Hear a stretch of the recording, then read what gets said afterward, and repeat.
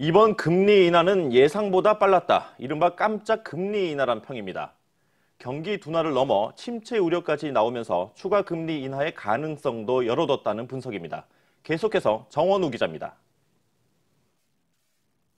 미국보다 앞서 금리를 내렸다는 점에서 이번 금리 인하는 다소 빨랐다는 평가입니다. 연준이 이달 말 금리 인하를 시사하고는 있지만 그 사이 한미 금리 역전폭은 1%포인트로 벌어지게 됐습니다.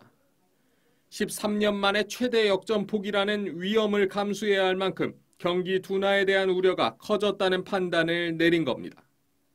이주열 한국은행 총재는 대외 불확실성이 커진 점을 들며 추가 금리 인하 가능성도 열어뒀습니다.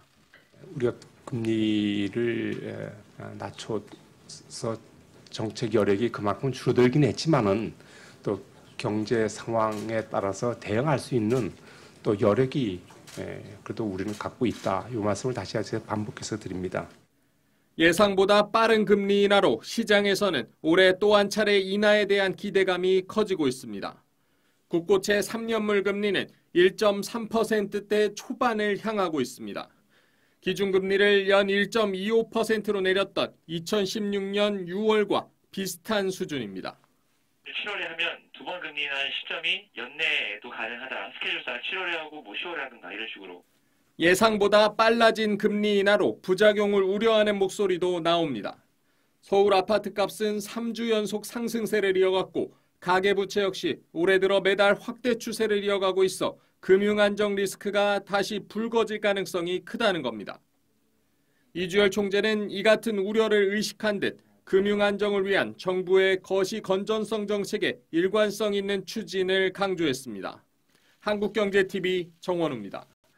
조금 전 한국은행 이주열 총재의 브리핑을 보셨지만요. 한국은행이 기준금리를 1.5%로 전격 인하했습니다.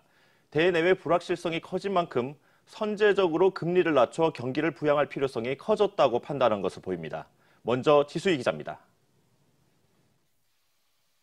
한국은행이 기준금리를 0.25%포인트 내린 연 1.5%로 결정했습니다.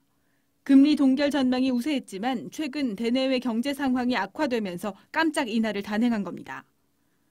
지난해 11월 금리 인상이 있었던 이후 8개월 만에 금리 인하 기조로 돌아선 건데 한국은행이 기준금리를 내린 건 지난 2016년 6월 이후 3년 1개월 만입니다. 오늘 금융통화위원회는 성장세와 물가 상승 압력이 당초 예상보다 약할 것으로 전망됨에 따라 경기 회복을 뒷받침할 필요성이 커졌다고 판단되어 기준금리를 0.25%포인트 인하하기로 결정하였습니다. 올 들어 물가는 계속 0%대 상승에 그치고 있고 수출 회복이 지연되는 가운데 일본과의 갈등도 더해지면서 경기 둔화 우려는 더 커졌습니다. 5월까지만 해도 한 명의 금통위원만이 금리 인하가 필요하다고 했었지만 이달에는 한 명만 금리를 동결하자고 한 만큼 상황이 급변한 겁니다. 한국은행은 올해 성장률 전망치를 지난 4월 전망치 2.5%에서 2.2%로 하향 조정했고 물가 상승률 전망치도 1.1%에서 0.7%로 대폭 내렸습니다. 한국은행이 이번 금리 인하를 통해 경기 부양에 대한 의지를 내비쳤지만 금리 인하에 따른 부작용도 만만치 않을 것으로 예상됩니다. 한국경제TV 지수희입니다.